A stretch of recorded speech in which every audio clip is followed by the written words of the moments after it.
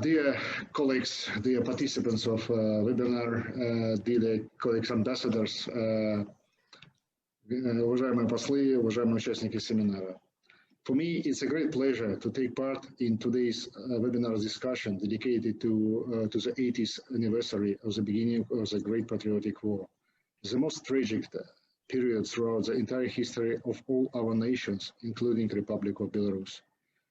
As you all know, Belarus was the first Soviet republic to confront the enemy due to its geographical position and strategic location. At the time of attack on June 22nd, 1941, around 8,000 Soviet soldiers were deployed in Brest fortress.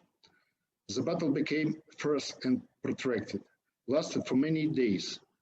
The defense for Brest fortress set an example of courage and resilience of the Soviet and Belarusian people in standing for their freedom and independence. Being totally occupied by foreign invaders, Belarusian people never stopped fighting. They struggled in the role of Red Army, in partisan detachments, in underground resistance groups. Victory over the enemy in the Great Patriotic War was achieved at the cost of great sacrifice and huge loss of life among Belarusian people.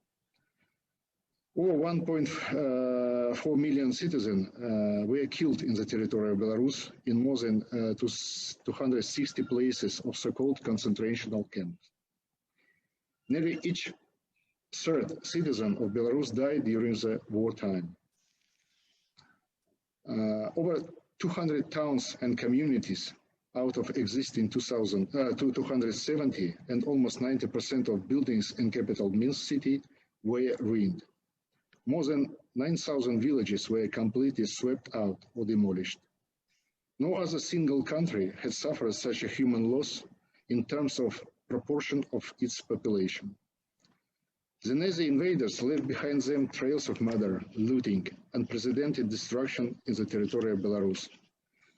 They planned to entirely annihilate the Belarusian nation, plunder its national wealth, and dismantle the political system of our country. They deliberately destroyed or barbarically plundered research centers, cultural institutions, and educational establishments. Many Belarusian, Russian, and Western European masterpieces were taken away. Only small part of above cultural heritage has been returned to Belarus. Today, just one figure, today 1 million volumes of books are still missing. Numerous monuments on each city, town, and village of Belarus are silent reminders of those terrible times. It was joint efforts of anti-Hitler coalition and resistance fighters that defeated the fascist Germany and its allies. One should always remember that it was Soviet Red Army, Soviet people, and I underline all nationalities of Soviet Union, who crushed the main forces of the fascist military machine with the assistance of Western countries' coalition. Regretfully, numerous attempts are being made recently to rewrite and distort history, to whitewash Nazism and justify its horrendous crimes. Today's generation must know the objective truth about the war, to realize the danger to world peace being posed to those who try to glorify fascism. Otherwise, the world may again confront a new global war in which there will be no winners at all. The lessons of that tragic period in our civilization history should be evaluated objectively. We need to make every effort to unite the world on the basis of equality, mutual respect, and universal democratic values. What is happening today on the western flank of Belarus totally out of line with the normal practice of international and interstate relations. Now we can see the growing external pressure on our country, including using sanction mechanism and numerous provocations. Almost each area of cooperation with our country is politicized by the West.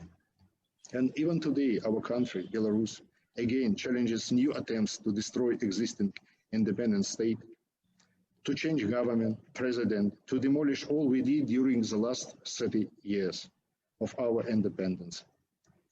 It's a new type of war, so-called hybrid war. but its aims are the same. Not creation, but destroying.